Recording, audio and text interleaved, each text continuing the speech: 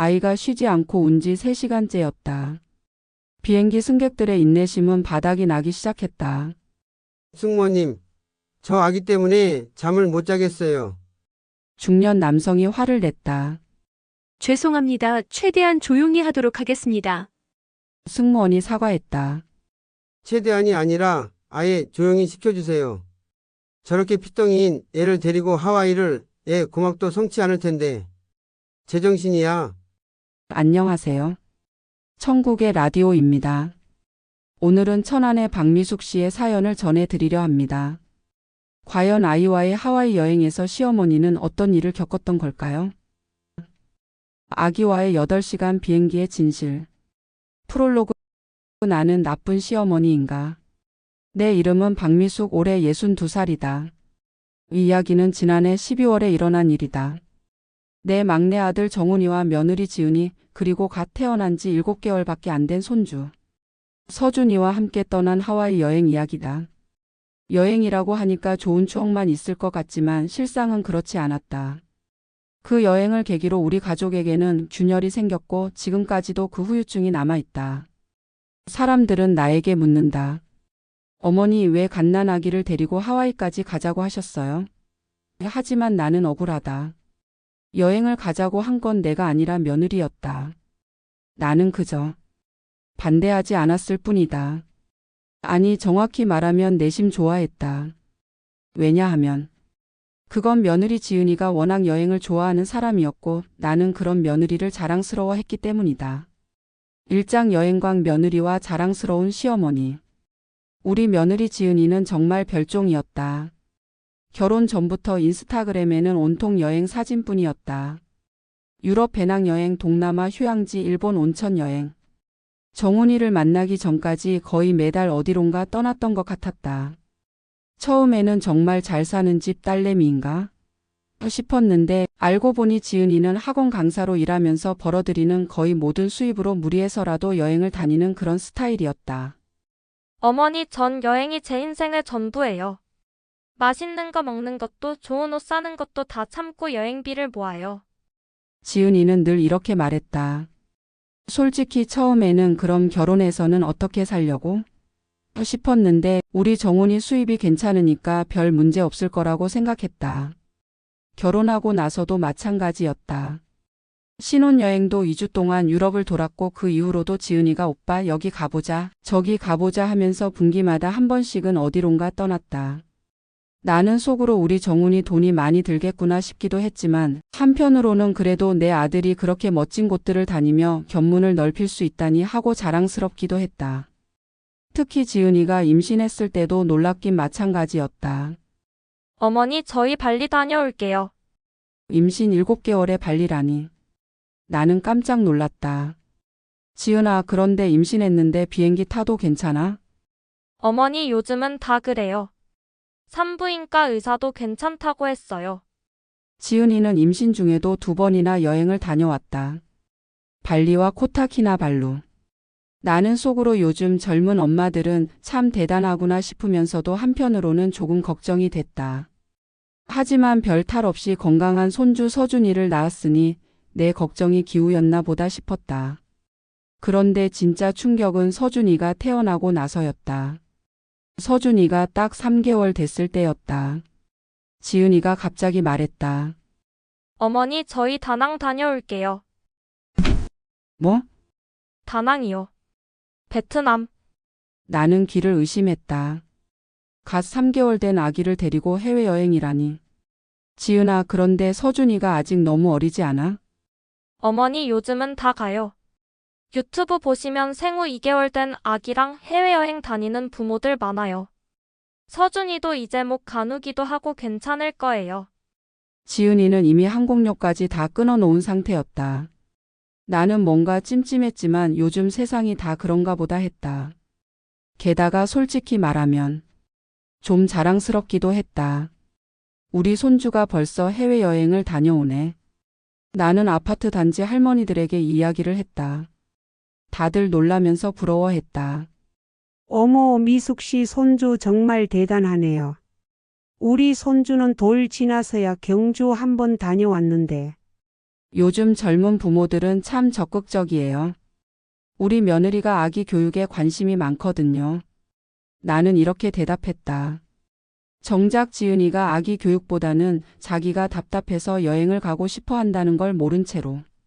그리고 정말로 지은이네는 3박 4일 동안 다낭을 다녀왔다. 돌아와서는 인스타그램에 사진을 잔뜩 올렸다. 서준이가 비행기 안에서 자는 사진, 리조트 수영장에서 튜브를 끼고 있는 사진, 현지 음식을 먹고 있는 지은이와 정훈이 사진들. 나는 그 사진들을 보면서 신기했다. 진짜 별 탈 없이 다녀왔구나. 서준이도 건강해 보이고. 어머니 서준이가 비행기에서 거의 안 울었어요. 정말 순했어요. 지은이는 자랑스럽게 말했다. 그래? 다행이다. 그럼 서준이가 여행을 좋아하나 보네. 네, 물 좋아하는 것 같아요. 수영장에서 되게 좋아했어요. 나는 지은이의 이야기를 들으면서 우리 손주가 정말 특별하구나 싶었다. 사실 다녀와서 한 달 내내 그 후유증으로 서준이가 병원 신세를 졌다는 건 까맣게 모른 채 동네 할머니들에게 자랑거리가 생긴 게 마냥 좋기만 했었다. 우리 손주 다낭 다녀왔는데 비행기에서 한 번도 안 울었대요. 정말 순하죠? 어머 대단해라. 우리 손주는 차만 타도 토하는데. 나는 이런 대화가 좋았다. 내 손주가 특별하다는 걸 자랑할 수 있어서. 그런데 그게 독이 될 줄은 몰랐다. 이장 하와이 제안과 시댁의 반응. 다낭 여행에서 돌아온 지 3개월 후 서준이가 6개월이 된 어느 날이었다. 추석 전 가족 모임 자리에서였다. 큰며느리 상이 정훈이네 그리고 시아버지까지 모두 모인 자리. 분위기도 좋고 다들 즐겁게 이야기하고 있는데 지은이가 갑자기 입을 열었다. 어머님, 아버님, 저희가 하와이 여행을 계획하고 있어요. 순간 식탁이 조용해졌다. 하와이. 큰며느리 상이가 먼저 반응했다. 목소리에 살짝 놀라는 기색이 묻어났다. 네, 이번엔 좀 멀리 가보려고요. 서준이도 다낭에서 잘했으니까. 지은이는 당당하게 말했다. 마치 당연한 일인 것처럼. 나는 순간 당황했다. 다낭은 그래도 서너 시간 거리였는데 하와이는 얼마나 걸리지? 8시간? 9시간? 하지만 나는 바로 반대한다고 말할 수 없었다. 왜냐하면 지난번 다낭 여행 때도 내가 지은이를 지지했었고 그게 잘 돼서 자랑거리가 됐었기 때문이다. 갑자기 태도를 바꿀 수는 없지 않나. 그런데 하와이면 비행 시간이 좀 길지 않을까? 시아버지가 조심스럽게 물어봤다. 8시간 정도 걸려요. 근데 서준이가 다낭 갈 때의 2배 정도니까 괜찮을 것 같아요. 8시간이나. 상희가 눈을 크게 떴다. 그리고 나를 슬쩍 쳐다봤다. 어머니는 어떻게 생각하세요? 하는 눈빛이었다. 나는 잠깐 망설였다. 솔직히 마음이 복잡했다. 한편으로는 걱정이 됐다. 다낭도 그렇게 멀게 느껴졌는데 하와이라니. 8시간 동안 갓난아기가 견딜 수 있을까? 혹시 뭔가 문제가 생기면 어쩌지? 하지만 다른 한편으로는 솔직히 말하면 기대되는 마음도 있었다. 하와이라면 정말 대단한 거 아닌가? 나도 가본 적이 없는 곳인데. 우리 손주가 6개월에 하와이를 간다고? 아파트 단지 할머니들이 들으면 얼마나 놀랄까? 어머니는 어떻게 생각하세요? 지은이가 나를 바라보며 물었다. 눈빛이 간절했다. 어머니가 지지해 주시면 정훈이 오빠도 허락할 거예요 하는 표정이었다. 나는 잠깐 생각했다. 그리고 결국 글쎄 서준이가 다낭에서 잘했으니까 괜찮지 않을까? 이렇게 대답했다. 상희의 표정이 살짝 굳어졌다. 어머니, 그런데 하와이는 다낭이랑 다르잖아요. 비행시간도 2배고 시차도 더 심하고. 그렇긴 하지만 지은이가 어련히 알아서 잘할까? 나는 지은이 편을 들어줬다. 맞아요, 어머니. 요즘은 정말 많은 가족들이 아기랑 해외여행 다녀요. 유튜브만 봐도. 지은이가 신이 나서 말했다. 정훈이는 옆에서 가만히 있었다. 늘 그렇듯이 엄마와 아내 사이에서 눈치만 보고 있었다. 정훈아, 넌 어떻게 생각해? 남편이 아들에게 물어봤다. 아, 글쎄요. 지은이가 이미 계획을 다 세운 것 같은데. 정훈이는 애매하게 대답했다. 역시나 결정을 미루는 타입이었다. 아니지, 정훈이 오빠가 먼저 하와이 가자고 했어요. 지은이가 갑자기 말했다. 어? 정훈이가 당황했다. 오빠가 그랬잖아요. 신혼여행 때 못 간 하와이 가보자고. 아, 그건 그냥 하는 말이었는데. 그래도 오빠가 먼저 말한 거지. 지은이는 정훈이를 다그쳤다. 정훈이는 더욱 곤란해했다. 나는 이 상황을 지켜보면서 약간 불편했다. 며느리가 아들을 다그치는 것 같아서. 하지만 또 한편으로는 지은이 입장에서도 이해가 됐다. 남편이 너무 우유부단하니까. 그럼 언제 갈 계획이야? 내가 물어봤다. 다음 달 말쯤 생각하고 있어요. 서준이 7개월 될 때. 상희가 다시 입을 열었다. 그런데 동서 아기가 아플 수도 있지 않을까? 하와이는 정말 멀잖아. 혹시 응급 상황이 생기면 어떻게 하려고? 너무 걱정하지 마세요. 하와이 미국인데 우리나라보다 선진국이고 병원 시설도 잘 되어 있어 좋아요. 그리고 아마 병원 갈 일 없을 거예요. 지은이가 대답했다. 하지만 상희는 계속 걱정스러운 표정이었다. 그리고 비행기 안에서 서준이가 계속 울면 어떻게 할 거야? 다낭은 그래도 3시간이니까 참을 만했지만 8시간은 다낭 갈 때도 별로 안 울었어요. 서준이가 원래 순해서.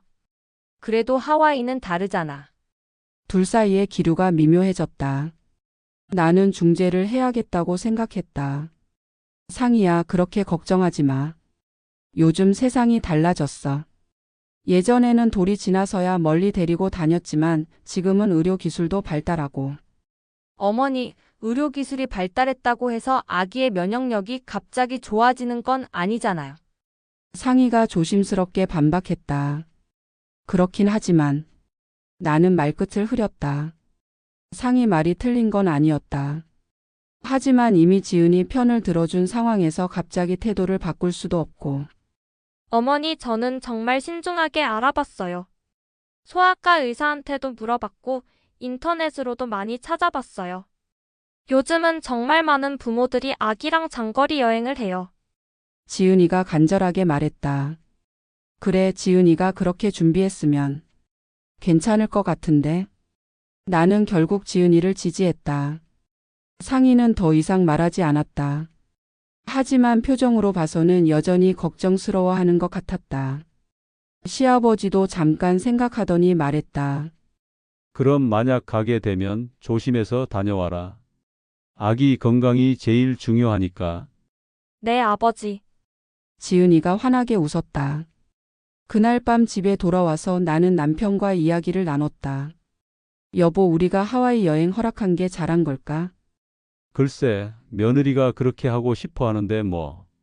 그렇긴 하지만 상희 말도 일리가 있어. 너무 어린 게 아닌가 싶어. 그렇다고 우리가 막을 수도 없잖아. 요즘은 다 그렇게 한다니까. 남편도 애매한 입장이었다. 그런데 솔직히 좀 자랑스럽기도 해. 나는 솔직하게 말했다. 자랑스럽다고? 우리 손주가 7개월에 하와이를 간다니. 남들이 들으면 얼마나 부러워할까? 남편이 웃었다. 당신도 참. 그런 것 때문에 허락한 거야? 그런 건 아니지만. 그래도 기분은 좋잖아. 그리고 부모가 좋다는데 뭐 우리가 어쩔 수 있나. 나는 부끄럽게 웃었다. 하지만 그때는 몰랐다. 내가 체면과 자랑 때문에 내린 결정이 얼마나 큰 후폭풍을 불러올지. 3장 준비 과정에서 드러나는 갈등. 하와이 여행이 확정되고 나서 준비 과정이 시작됐다. 그런데 이 과정에서 우리 가족 내부의 미묘한 갈등들이 하나둘씩 수면 위로 떠오르기 시작했다. 가장 먼저 문제가 된 건 비용이었다. 어느 날 저녁 정훈이가 집에 와서 한숨을 푹 쉬었다. 왜 그래, 아들아? 아, 하와이 여행비 계산해 보니까 생각보다 많이 들어요. 얼마나? 항공료만 인당 500만 원이고 호텔비랑 식비까지 하면 거의 1,500만 원 가까이 될 것 같아요. 나는 깜짝 놀랐다. 1,000만 원이 넘는 금액이라니. 그렇게 비싸? 하와이가 원래 비싸긴 한데 아기 동반이라 호텔도 나쁘지 않은 곳으로 잡아야 하고 지은이가 5성급 리조트를 고집해서 정훈이가 말끝을 흐렸다. 리조트? 네, 수영장도 있고 키즈 클럽도 있는 그런데요. 키즈 클럽? 서준이가 6개월인데 키즈 클럽을 뭐 하러 가니? 그게 지은이 말로는 분위기도 중요하고 사진도 예쁘게 나와야 한다고. 나는 순간 짜증이 났다. 사진? 사진을 위해 그렇게 비싼 리조트를? 하지만 이미 허락해준 상황에서 비싸니까 안 된다고 말할 수도 없었다. 그럼 내가 돈 때문에 손주 여행을 반대하는 구두쇠 시어머니가 되는 거 아닌가? 너 근데 그 금액을 감당할 수가 있니? 제 적금 깨야 할 것 같아요. 정훈이의 목소리에 피로감이 묻어났다. 나는 마음이 복잡했다. 한편으로는 아들이 경제적으로 부담스러워하는 게 안쓰럽고 또 한편으로는 며느리가 너무 무리한 요구를 하는 것 같아서 불편했다. 다음번 상인애와의 가족 모임에서 상희가 조심스레 이야기를 꺼냈다. 도련님네 하와이 여행 말인데요. 응, 왜? 어머니께서 허락해 주신 건 알겠는데 솔직히 저는 좀 걱정돼요. 어떤 것들이 걱정되니? 일단 아기가 너무 어리잖아요. 그리고 비용도. 도련님 적금까지 깨야 한다고 하던데. 나는 상희가 정훈이와 이야기를 나눈 걸 알 수 있었다. 그래도 지은이가 그렇게 하고 싶어 하는데. 어머니, 그런데 동서가 하고 싶어 한다고 해서 다 들어줄 수는 없잖아요. 사실 장시간 비행기 타고 아기 데리고 여행 가는 거 부모 욕심이잖아요. 아기는 아마 하와이 다녀온 거 기억도 못할걸요?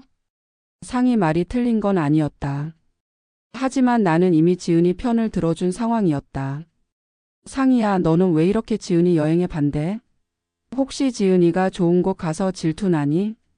나는 순간 감정적으로 반응했다. 어머니 질투가 아니라 걱정이에요. 진짜 걱정돼서 그래요. 뭘 그렇게 걱정해? 요즘 젊은 부모들 다 그렇게 한다는데. 그래도. 상희는 잠깐 말이 없다가 말했다. 어머니, 제가 괜한 말씀드린 것 같네요. 죄송해요. 아니야, 나도 너무 예민하게 반응했나 봐. 아니에요. 어머니가 결정하신 일이니까 제가 뭐라 할 입장이 아니죠. 하지만 나는 찜찜했다. 어머니가 지은이만 편들어 준다고 생각하는 것 같았다. 그런데 사실 나도 복잡한 심경이었다. 지은이의 여행 욕심이 좀 과하다고 생각하긴 했다. 리조트까지 고집할 필요가 있나 싶었고 비용도 부담스러웠다. 하지만 이미 허락해준 상황에서 갑자기 반대할 수도 없고. 게다가 솔직히 말하면 하와이 여행 자체는 자랑거리였다. 며칠 후 또 다른 문제가 생겼다. 지은이가 갑자기 나한테 말했다. 어머니, 혹시 저희랑 같이 하와이 가실 생각 없으세요? 나? 네. 서준이 돌봄도 도와주시고 어머니도 하와이 구경하시고. 일석이조잖아요. 나는 당황했다. 갑자기 왜 나를? 그런데 갑자기 왜? 아무래도 아기 보는 게 저희끼리만은 힘들 것 같아서요. 어머니가 함께 가주시면 정말 든든할 텐데. 지은이가 간절하게 말했다. 나는 잠깐 생각했다. 하와이. 나도 가보고 싶긴 했다.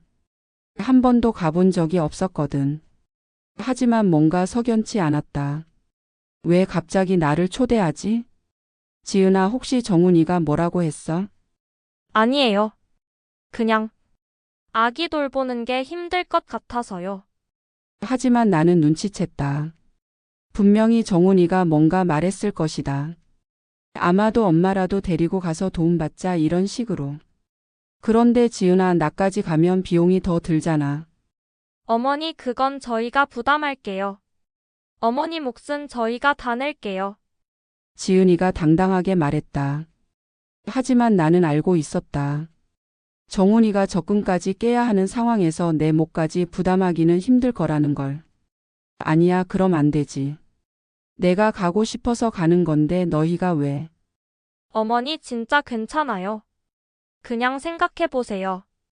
지은이는 계속 권했다. 그날 밤 나는 남편과 상의했다. 여보, 지은이가 나보고 하와이 같이 가자고 하는데 같이 가자고? 왜? 아기 돌봄 때문에 도움이 필요하다고. 남편이 웃었다. 그럼 좋잖아. 당신도 하와이 가보고 싶어 했잖아. 그렇긴 하지만 뭔가 이상해. 왜 갑자기?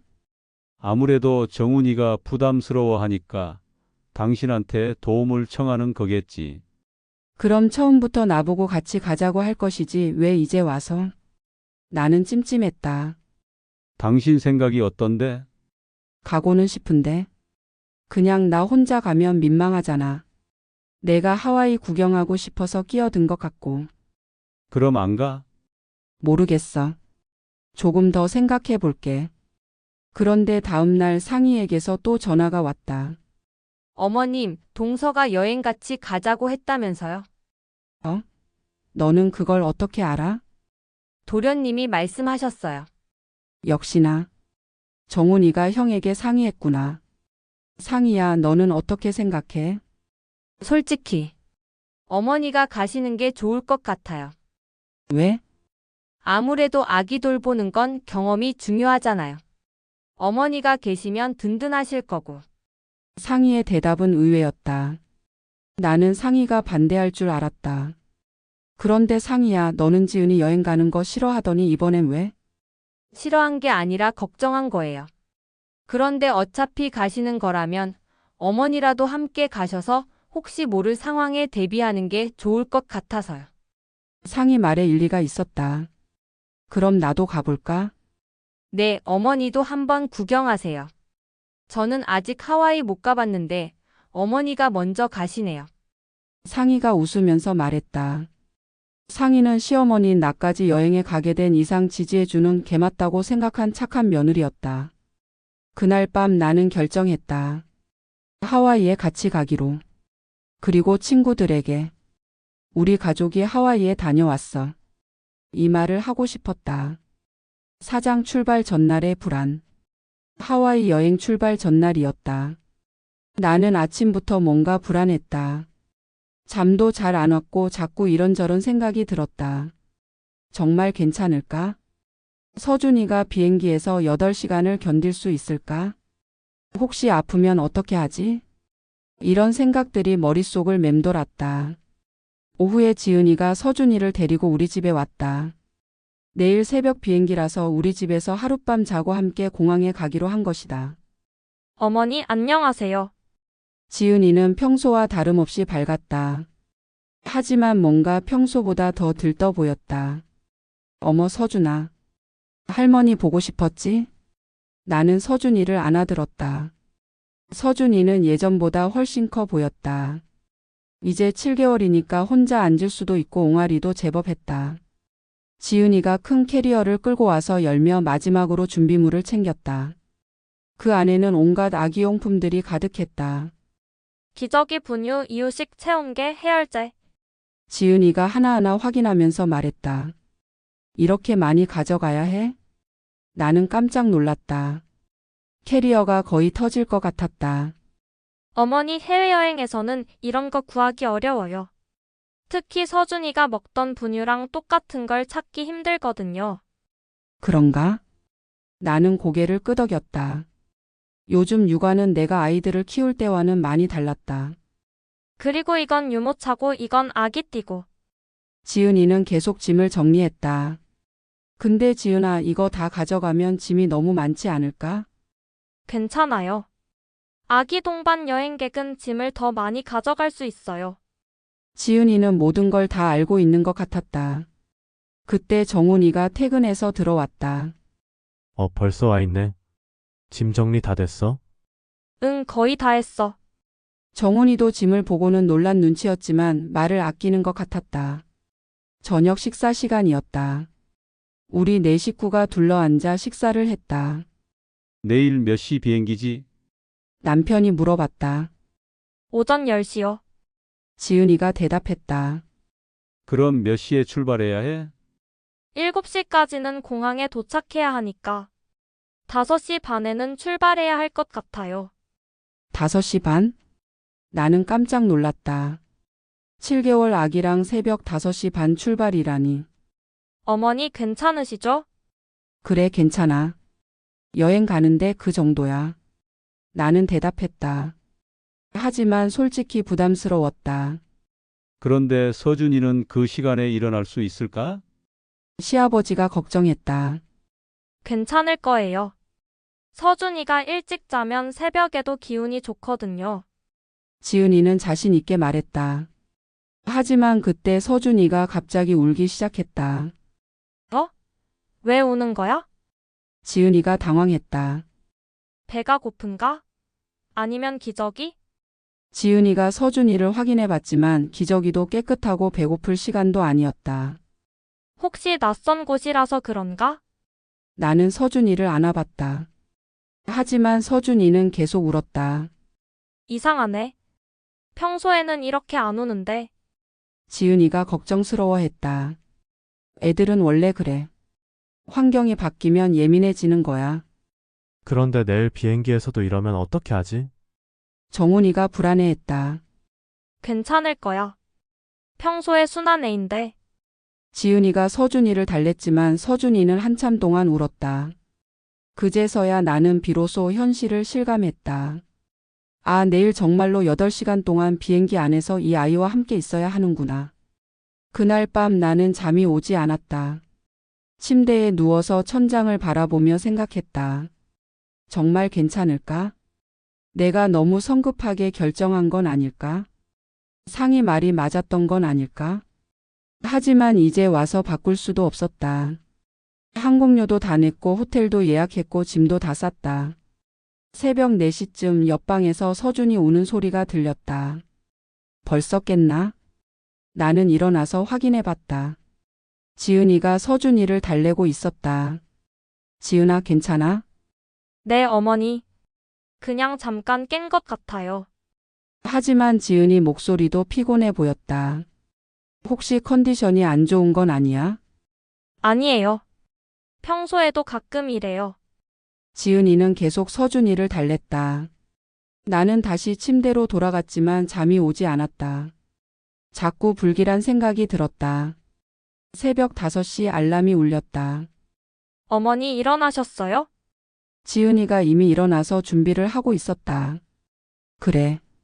서준이는? 지금 분유 먹이고 있어요. 정훈이도 일어나서 세수를 하고 있었다. 모두들 피곤해 보였다. 그럼 이제 진짜 출발하는구나. 남편도 일어나서 배웅을 나왔다. 조심해서 다녀와라. 특히 서준이 건강 조심하고. 네, 아버지. 우리는 짐을 차에 실었다. 정말 많은 짐이었다. 큰 캐리어 4개, 작은 캐리어 하나, 기저귀 가방, 유모차. 이거 다 가져가야 해? 정훈이가 한숨을 쉬었다. 어쩔 수 없어요. 아기 용품은 빼먹으면 큰일 나거든요. 지은이가 대답했다. 차 안에서 서준이는 다행히 잠들어 있었다. 그래, 잠만 잘 자면 괜찮을 거야. 나는 스스로를 위로했다. 공항으로 향하는 차 안에서 나는 창 밖을 바라보며 생각했다. 이번 여행이 좋은 추억이 되면 좋을 텐데. 하지만 가슴 한편에서는 계속 불안감이 꿈틀거렸다. 그때는 몰랐다. 내 불안감이 단순한 기우가 아니라는 걸. 오장 지옥의 비행기. 인천공항 출국장에 도착했을 때는 오전 7시였다. 공항은 벌써 사람들로 붐볐다. 이렇게 공항에 와본 게 얼마 만인지. 약간 어리둥절했다. 어머니 이쪽으로 오세요. 지은이가 앞장서서 안내했다. 정말 능숙해 보였다. 보안 검색대 줄이 정말 길었다. 그 줄을 기다리며 새벽부터 피곤했던 서준이는 울기 시작했다. 죄송합니다. 지은이가 뒤에 있는 사람들에게 사과했다. 사람들은 짜증스러워 보였다. 출국 심사를 마치고 면세점 구역에 도착했을 때는 이미 8시 반이었다. 시간이 별로 없네. 정훈이가 시계를 보며 말했다. 괜찮아요. 탑승 시간까지는 1시간 있어요. 지은이가 대답했다. 하지만 서준이가 계속 칭얼거리고 있었다. 어디 조용한 곳 없을까? 나는 주변을 둘러봤다. 저기 수유실이 있네요. 지은이가 수유실을 찾았다. 수유실에서 서준이에게 분유를 주고 기저귀도 갈았다. 다행히 서준이가 조금 진정됐다. 그런데 지은아, 비행기에서도 이렇게 될 수 있잖아. 나는 걱정스럽게 말했다. 괜찮을 거예요. 비행기에서는 보통 잠을 잘 자거든요. 지은이는 자신 있게 말했다. 하지만 나는 불안했다. 탑승 시간이 됐다. 우리는 탑승구로 향했다. 아기 동반 승객은 우선 탑승하세요. 항공사 직원이 안내했다. 비행기에 올라가 보니 생각보다 좁았다. 이코노미석인데다가 8시간 넘게 앉아 있어야 한다고 생각하니 답답했다. 어머니 여기 앉으세요. 지은이가 창가 자리를 양보했다. 나는 창가, 지은이는 가운데, 정훈이는 복도 쪽에 앉았다. 서준이는 지은이 품에 안겨 있었다. 이륙하기 전에 귀에 이거 바르래. 정훈이가 연고를 건네며 말했다. 아 맞다. 이거 바르면 귀가 덜 먹먹하대. 이륙 준비가 시작됐다. 비행기가 움직이기 시작하자 서준이가 조금 불안해하는 것 같았다. 괜찮아 서준아. 지은이가 서준이의 귀를 살짝 손으로 막으며 아이를 달랬다. 비행기가 이륙했다. 처음에는 괜찮았다. 서준이도 조용했고 다른 승객들도 별 신경 쓰지 않는 것 같았다. 아, 이 정도면 괜찮겠구나. 나는 안심했다. 그런데 이륙한 지 1시간쯤 지났을 때 서준이가 갑자기 울기 시작했다. 으앙! 처음에는 작게 칭얼거리던 게 점점 크게 울음소리가 됐다. 왜 그러지? 지은이가 당황했다. 배가 고픈가? 아니에요. 방금 분유 먹었는데 그럼 기저귀? 그것도 확인해 봤는데 괜찮아요. 서준이는 계속 울었다. 그것도 점점 더 크게. 주변 승객들이 우리 쪽을 쳐다보기 시작했다. 눈빛이 좋지 않았다. 죄송합니다. 지은이가 작은 목소리로 사과했다. 젖병을 주기도 하고 장난감을 흔들어 주기도 하고 안아서 흔들어 주기도 하고. 하지만 서준이는 계속 울었다. 으앙! 으앙! 으엉! 으엉엉! 어떻게 하지? 정훈이가 식은땀을 흘렸다. 일단 복도로 나가보자. 지은이가 서준이를 안고 복도로 나갔다. 하지만 비행기 복도는 너무 좁았다. 승객님 안전을 위해 자리로 돌아가 주세요. 승무원이 말했다. 그런데 아기가 계속 울어서. 이해하지만 난기류 때문에 위험할 수 있어요. 지은이는 어쩔 수 없이 자리로 돌아왔다. 서준이는 여전히 울고 있었다. 이제는 다른 승객들이 노골적으로 짜증을 냈다. 아이고 시끄러워 죽겠네. 뒤쪽에서 누군가 중얼거렸다. 나는 얼굴이 화끈거렸다. 너무 창피했다. 지은아, 뭔가 방법이 없을까?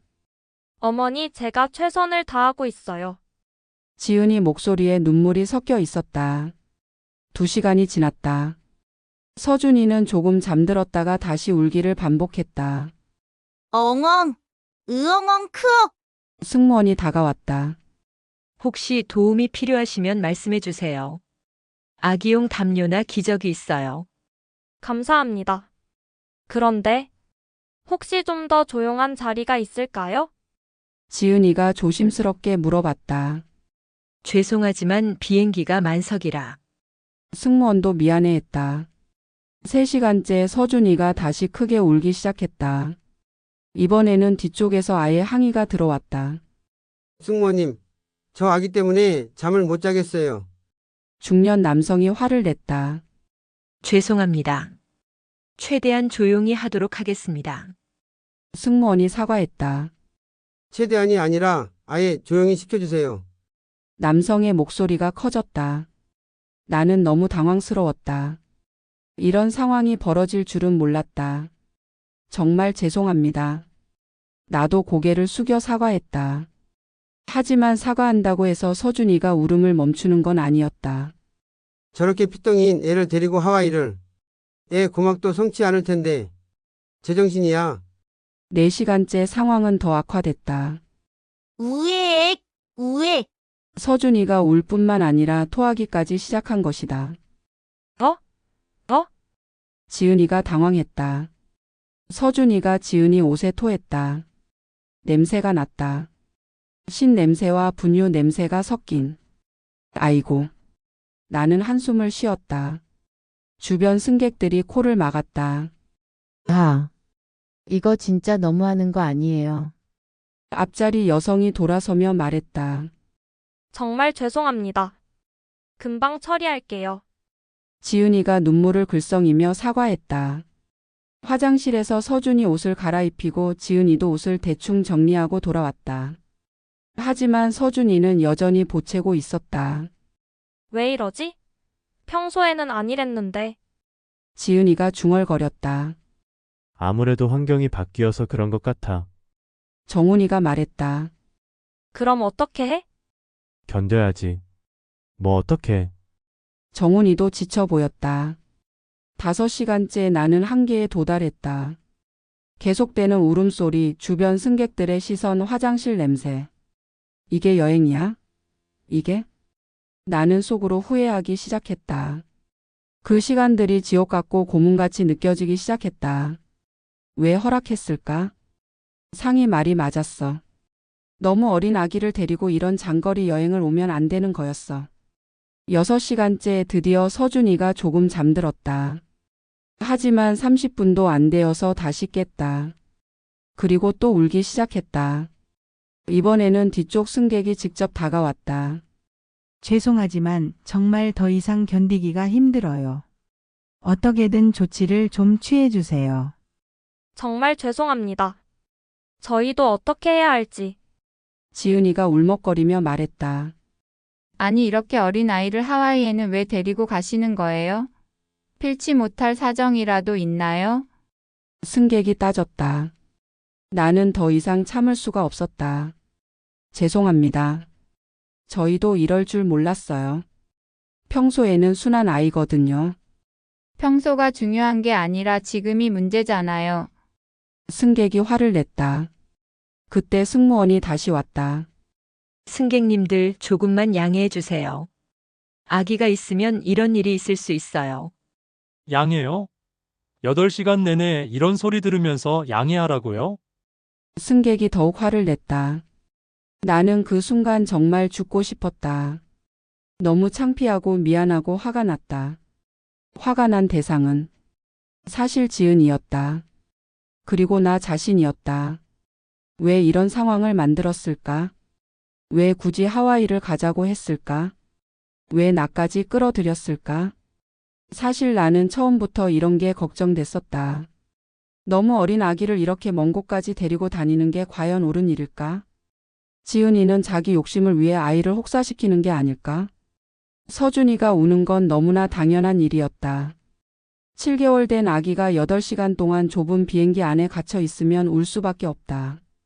그건 서준이 잘못이 아니라 여행을 가자고 한 우리 어른들의 이기심 때문이었다. 지금 이 상황에서 가장 큰 피해자는 서준이었다. 그리고 억울한 승객들도 피해자였다. 모든 게 어리석은 나의 욕심 때문이었다. 7시간째 서준이는 간헐적으로 울었다. 완전히 잠들지도 않고 완전히 깨어있지도 않은 상태로 계속 칭얼거렸다. 주변 승객들은 이미 포기한 듯 했다.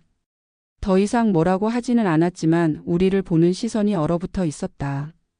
나는 그들의 시선을 받으며 계속 생각했다. 내가 처음부터 반대했어야 했는데. 체면 때문에 자랑하고 싶은 마음 때문에 이런 일을 벌였구나. 사실 내 마음 깊은 곳에서는 계속 불편했었다. 지은이가 서준이를 데리고 자꾸 여행을 다니는 것이 3개월의 다낭, 7개월의 하와이. 이게 정말 아이를 위한 일일까? 아니었다. 이건 순전히 어른들의 욕심이었다. 지은이는 자신의 여행 욕구를 충족시키고 싶었고 나는 남들에게 자랑하고 싶었고 정훈이는 아내 눈치를 보고 싶었고 그 모든 어른들의 이기심 때문에 지금 서준이가 고생하고 있는 거였다. 8시간째 드디어 기장이 하와이 도착을 알렸다. 승객 여러분, 곧 호놀룰루 국제공항에 도착하겠습니다. 그 순간 나는 정말 안도의 한숨을 쉬었다. 드디어 끝났구나. 하지만 착륙하면서 또 다른 문제가 생겼다. 서준이가 귀가 아픈지 더 크게 울기 시작한 것이다. 귀 때문에 그런 것 같아. 정훈이가 말했다. 어떻게 해야 해? 귀를 손으로 막아주시거나 공갈젓 꼭지를 물려보세요. 승무원이 조언했다. 다행히 착륙 후에는 서준이가 조금 진정됐다. 비행기에서 내릴 때 다른 승객들이 우리를 쳐다보는 따가운 시선이 느껴졌다. 대부분 불편해하는 표정이었다. 정말 죄송했습니다. 지은이가 지나가면서 계속 사과했다. 공항 밖으로 나왔을 때 나는 비로소 숨을 쉴 수 있었다. 하와이 날씨 좋네. 정훈이가 억지로 밝게 말했다. 하지만 나는 기분이 좋지 않았다. 여행의 시작부터 이런 일이 생기다니. 비행기에서 이미 모두가 탈진한 상태였지만 간신히 호텔에 도착했다. 호텔 방에 들어서자마자 짐을 풀고 겨우 숨을 돌리려는데 그때부터 아기가 본격적으로 다시 울기 시작했다. 낯선 공기 시차 때문에 흐트러진 수면 리듬, 낮 동안 이어진 기압 변화까지 한꺼번에 몰려온 듯 했다. 작은 호텔방 안에서 아이의 울음은 벽을 치고 메아리처럼 번졌다. 서준이의 울음소리도 반쯤 쉰 목소리였다. 아이도 울다 지친 느낌이었다. 지은은 아기를 품에 안고 서서히 흔들며 달랬다. 분유도 먹여보고 기저귀도 갈아보고 안아도 눕혀도 보채는 건 멈추질 않았다. 지은의 어깨는 금세 땀으로 젖었고 눈가는 붉게 달아올랐다. 정우는 옆에서 한숨을 쉬며 이러다 내일 일정은 다 망치겠네 하고 중얼거렸고 나도 이제는 정말 힘들었다. 결국 첫날 밤 호텔방 안은 울음소리와 한숨소리로 가득 찼다. 가족들은 한순간도 제대로 쉬지 못했고 모두가 서로를 원망스러운 눈빛으로 바라보았다.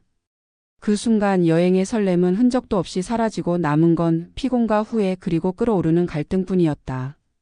나는 그리고 이제 아무리 내 손자지만 그 울음소리에 귀청이 떨어질 것 같아 너무 괴로웠다. 잠깐 아이를 데리고 호텔 로비로 나갔는데 한 외국인이 아이를 보자 웃으며 물었다. 오 베이비. 영어를 잘하는 정훈과 스몰 토크를 나누더니 여기 온 목적을 물었는데 가족 여행이라고 하자 놀라는 눈치였다. 인사하고 헤어지는데 그 외국인이 하는 영어가 들렸다. Our country. Only emergency. I can't understand. 중간중간 다른 말은 못 알아들었지만 저 세 단어는 확실히 내 귀에 들어왔다. 자기 나라에서는 응급 상황에서만 여행을 다니는데 이런 핏덩이를 데리고 여가로 왔다는 게 저 외국인도 적지 않게 황당하다는 눈치였다. 나는 급하게 자리를 떴다. 어머니 왜 그러세요? 지은이가 따라오며 물어봤다. 그냥 기분이 안 좋아서. 나는 솔직하게 말했다. 저 사람들 말 때문이에요? 그것뿐만 아니라 모든 게 다. 나는 한숨을 쉬었다. 어머니 정말 죄송해요. 제가 너무 무리했나 봐요. 지은이가 또 사과했다. 하지만 사과한다고 해서 이 상황이 나아지는 건 아니었다. 하지만 우리 가족의 관계는 더욱 어색해졌다. 오늘은 뭐 할까? 정훈이가 물어봤다. 그냥 호텔에서 쉬자. 나는 더 이상 관광할 기분이 아니었다. 어머니 그래도 하와이까지 왔는데. 지은이가 아쉬워했다. 지은아, 이 상황에서 무슨 관광을 해? 서준이 너무 울어서 지금 목도 쉬고 눈도 시뻘게. 귀는 괜찮으려나 모르겠어. 지금 쉬어야지. 그렇지만 나는 짜증이 났다. 지은이가 더 이상 말하지 않았다. 그날 오후 나는 홀로 호텔 로비에 앉아서 생각했다. 내가 왜 이 여행을 허락했을까? 이유는 여러 가지였다. 첫째, 지은이가 간절히 원해서.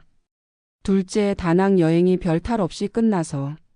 셋째, 남들에게 자랑하고 싶어서. 특히 세 번째 이유가 가장 솔직한 이유였다. 나는 아파트 단지 할머니들에게 자랑하고 싶었다. 우리 손주가 7개월에 하와이에 갔다고. 우리 며느리가 그렇게 적극적이다고. 하지만 그 허영심 때문에 이런 일이 벌어졌다. 서준이는 아프고 가족은 갈라지고 여행은 망치고. 내가 정말 나쁜 시어머니구나. 그때 지은이가 다가왔다. 어머니 혼자 계세요? 응. 서준이는? 정훈이가 보고 있어요. 지은이가 내 옆에 앉았다. 어머니 제가 정말 죄송해요. 또 사과해. 이번 여행 정말 제 욕심이었어요. 어머니 말씀이 맞아요.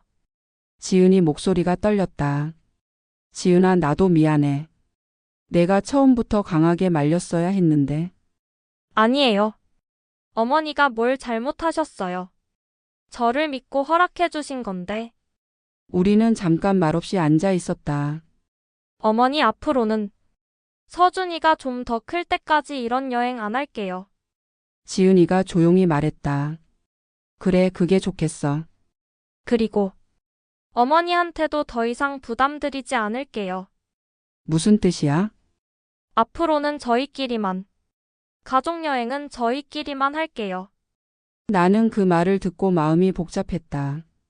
한편으로는 다행스러웠지만 한편으로는 서운했다. 그렇게 되면 나는 더 이상 손주와의 여행에서 배제되는 거니까. 셋째 날 밤 서준이가 이상했다. 울다 지치고 토하고 또 우는 걸 이틀간 반복하더니 아이 몸이 축 처지기 시작한 것이다. 처음에는 음식이 안 맞았나 싶어 대수롭지 않게 여겼는데 그게 아니었다. 애가 왜 이러지? 지은이가 소리쳤다. 계속 토를 하고 기운이 빠지고 얼굴이 창백해졌다. 우리는 호텔 직원에게 도움을 요청했고 호텔 매니저는 병원을 안내줬고 병원으로 가는 택시를 잡아줬다. 우리는 떨리는 마음으로 병원으로 향했다. 온갖 검사를 마친 뒤 병원에서는 아이가 오래 울어 탈진한 상태라며 영양제 링겔을 맞춰줬다. 다행히 큰 병이 아니라 우리 셋은 안도의 한숨을 내쉬고 있었는데 큰 문제는 그 다음에 터졌다. 3,742달러. 청구서에 적힌 금액이었다. 우리나라 돈으로 530만 원이었다. 병원 가서 검사 몇 가지와 링겔을 맞고 이 금액이 나오다니. 듣던 대로 미국의 의료 시스템은 어마어마했다. 그러니까 내가 처음부터 내키지 않는다고 했잖아. 카드로 병원비를 지불하며 아들이 나지막히 이야기했다. 방금 뭐라 그랬어? 다들 좋다고 해서 온 거잖아. 왜 나한테만 그래 다들. 3일 밤을 제대로 자지도 못해 날카로울 대로 날카로워진 지은이는 톡 쏘며 대받아쳤다. 야, 네가 오자고 한 거 아니야. 장난해? 내가 아직 어리다고 했잖아, 서준이. 네 원대로 오니까 좋냐? 결국 이렇게 되니까 좋냐고. 너 지금 말 다 했어? 비행기에서부터 며칠간 이어진 고생에 아이들은 서로를 탓하기 바빴고 비난의 말을 퍼붓기 시작했다. 그만해. 지금 뭐 하는 짓들이야. 서준이 안 아프면 된 거지. 그만들 해. 보다 못한 내가 소리쳤다. 아이들은 서로를 헐뜯는 걸 멈췄지만 여행 내내 냉랭한 기운이 우리 가족을 감싸고 있었다. 망했다. 이게 나의 솔직한 심정이었다. 돌아오는 비행기. 서준이는 이번 비행에서도 쉬지 않고 울어댔다. 우리는 그때마다 주변 분들에게 용서를 구했고 죄인 아닌 죄인으로 가시방석 같은 8시간 반을 견디며 돌아왔다. 어머니 정말 죄송해요. 제가 너무 이기적이었어요. 지은아. 앞으로는 정말 조심할게요. 서준이가 좀 더 클 때까지는. 지은이 목소리에 눈물이 섞여 있었다. 나는 마음이 복잡했다. 화가 나면서도 동시에 안쓰러웠다. 지은아, 그냥 다음부터는 신중하게 생각하자. 네. 인천공항에 도착했을 때 나는 정말 안도했다. 드디어 집이다. 입국 심사를 받고 짐을 찾고 공항 밖으로 나왔다. 남편이 마중 나와 있었다. 고생했어. 어땠어? 말하면 길어. 나는 한숨을 쉬었다. 집으로 가는 차 안에서 남편이 물었다. 여행 어땠어? 최악이었어. 나는 간단하게 대답했다. 그래? 왜? 나중에 집에서 자세히 말해줄게. 집에 도착해서 나는 남편에게 모든 걸 털어놓았다. 비행기에서 일어난 일, 서준이가 아픈 일, 아들 부부의 갈등. 그래서 당신은 어떻게 됐어? 지은이와? 글쎄, 사과는 했는데 뭔가 사이가 어색해졌어. 그럴 만도 하지. 이번 일로 서로 상처받았을 테니까. 여보, 나 정말 후회돼. 왜 허락했을까? 당신도 몰랐잖아. 이렇게 될 줄. 아니야. 사실은 나도 자랑하고 싶었거든. 나는 솔직하게 인정했다. 자랑? 응. 우리 손주가 7개월에 하와이에 간다고. 아파트 사람들한테 자랑하고 싶었어. 남편이 쓴 웃음을 지었다. 그래서 허락한 거야? 그것뿐만 아니지만 그런 마음도 있었어. 아이고, 당신도. 바보 같지? 허영심 때문에. 이제 알았으니까 다음부터는 조심하면 되잖아. 그래야지. 그날 밤 나는 잠자리에 들면서 생각했다. 이번 여행으로 뭘 배웠을까? 여러 가지를 배웠다. 첫째, 너무 어린 아이를 장거리 여행에 데리고 가는 건 무리라는 것. 둘째, 허영심에 빠져서 올바른 판단을 못하면 안 된다는 것. 셋째, 며느리와의 관계에서 무조건적인 지지보다는 때로는 현실적인 조언이 필요하다는 것. 이번 일로 나는 내가 며느리를 진심으로 걱정하고 있다는 걸 깨달았다. 처음에는 허영심 때문에 허락했지만 막상 문제가 생기자 누구보다 걱정했으니까. 그리고 지은이도 나쁜 며느리가 아니라는 걸 알았다. 그냥 젊고 미숙했을 뿐이다. 9장 그 후의 이야기. 하와이 여행에서 돌아온 지 한 달이 지났다. 그 사이 우리 가족에게는 많은 변화가 있었다. 가장 큰 변화는 지은이었다. 여행 후로 완전히 달라졌다. 더 이상 여행 이야기를 하지 않았고 서준이 돌봄에만 집중했다. 인스타그램에도 여행 사진 대신 아기 사진만 올렸다. 어느 날 지은이가 우리 집에 왔을 때 나는 물어봤다. 지은아, 요즘 어때? 네, 괜찮아요. 하지만 지은이 표정은 좀 우울해 보였다. 혹시 여행 못 가서 답답하지 않아? 나는 조심스럽게 물어봤다. 아니에요. 이제는 서준이가 더 중요해요. 지은이가 대답했다. 하지만 뭔가 억지로 하는 말 같았다. 지은아, 솔직히 말해봐. 힘들지? 어머니, 아니야, 괜찮아. 솔직하게 말해도 돼. 지은이가 잠깐 망설이더니 말했다. 사실 좀 답답하긴 해요. 하지만 이번 일로 많이 반성했어요. 어떻게 반성했는데? 제가 너무 이기적이었구나 싶어서요. 서준이 건강보다 제 욕구를 앞세웠으니까. 지은이 목소리가 풀이 죽어 있었다. 나는 지은이가 안쓰러웠다. 너무 위축된 것 같아서. 지은아, 그렇다고 아예 포기할 필요는 없어. 네? 여행 말이야. 서준이가 좀 더 크면 그때 가면 되잖아. 어머니, 이번에는 너무 서둘렀던 거야. 하지만 아예 안 된다는 건 아니지. 지은이 눈이 조금 밝아졌다. 정말 괜찮을까요? 물론이지. 서준이가 2돌쯤 되면 괜찮을 거야. 2돌. 응. 그때까지는 참아야지. 지은이가 고개를 끄덕였다. 어머니 감사해요. 이해해 주셔서. 뭘 이해해? 나도 젊었을 때 답답했던 적 많았어.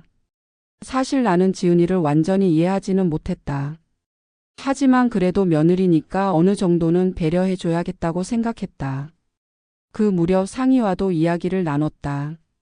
상희야, 하와이 여행 이야기 들었지? 네, 어머니. 정말 고생 많으셨어요.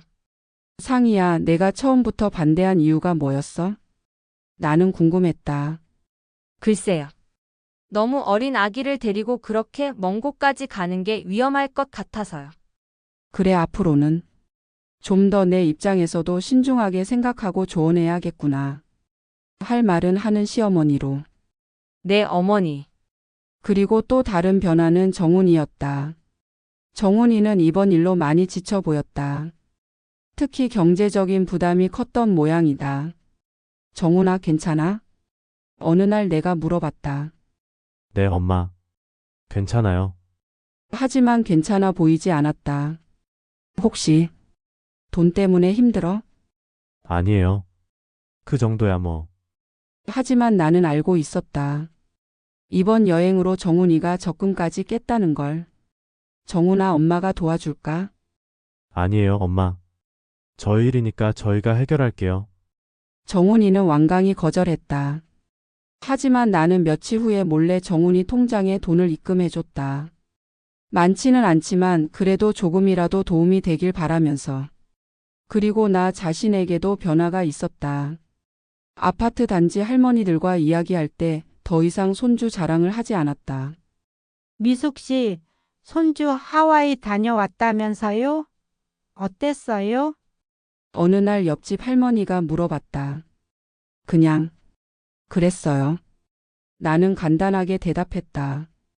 그냥이 뭐예요? 자세히 말해봐요. 별거 없어요. 아기가 어려서 좀 힘들었어요. 아, 그래도 하와이인데. 부럽네요. 예전 같았으면 그럼요, 우리 손주가 7개월에 하와이를 갔어요라고 자랑했을 텐데 이제는 그런 마음이 없었다. 오히려 부끄러웠다. 그때 내 허영심을. 그리고 지은이에 대한 마음도 변했다. 처음에는 화가 났었다. 왜 아이를 위험에 빠뜨렸을까 하고. 하지만 시간이 지나면서 이해하게 됐다. 지은이도 아직 젊고 처음 엄마가 된 거니까. 실수할 수도 있지. 무엇보다 지은이가 진심으로 반성하고 있다는 게 느껴졌다. 하와이 여행은 정말 최악이었다. 하지만 그 여행을 통해서 우리 가족이 더 솔직해졌고 서로를 더 이해하게 됐다. 그리고 나는 깨달았다. 좋은 시어머니가 되는 것은 며느리의 모든 것을 허락해 주는 게 아니라 때로는 현실적인 조언을 해주는 것이라는 걸. 그리고 가족의 행복은 멋진 여행에서 나오는 게 아니라 서로를 이해하고 배려하는 마음에서 나온다는 걸. 10장 1년 후. 하와이 여행에서 돌아온 지 1년이 지났다. 이제 서준이는 19개월이 됐다. 혼자 걸을 수도 있고 간단한 말도 할 수 있게 됐다. 할머니, 안녕! 서준이가 나를 보면 이렇게 인사한다. 정말 귀엽다. 지은이도 많이 달라졌다. 예전처럼 여행 이야기를 하지는 않지만 그렇다고 완전히 포기한 것도 아니었다. 어머니, 서준이가 2돌 되면 제주도 정도는 괜찮을까요? 몇 달 전에 지은이가 조심스럽게 물어봤다. 제주도면 괜찮지. 비행기로 1시간이니까. 나는 허락했다. 정말요? 응. 하지만 조건이 있어. 네, 말씀하세요. 첫째, 서준이 건강 상태를 먼저 확인할 것. 둘째, 무리한 일정 금지. 셋째, 혹시 문제가 생기면 바로 돌아올 것. 네, 알겠어요. 지은이는 고개를 끄덕였다. 그리고 정말로 서준이 2돌이 되자마자 지은이네는 제주도 여행을 다녀왔다. 이번에는 정말 달랐다. 2박 3일의 짧은 일정, 아기 친화적인 숙소, 여유로운 계획.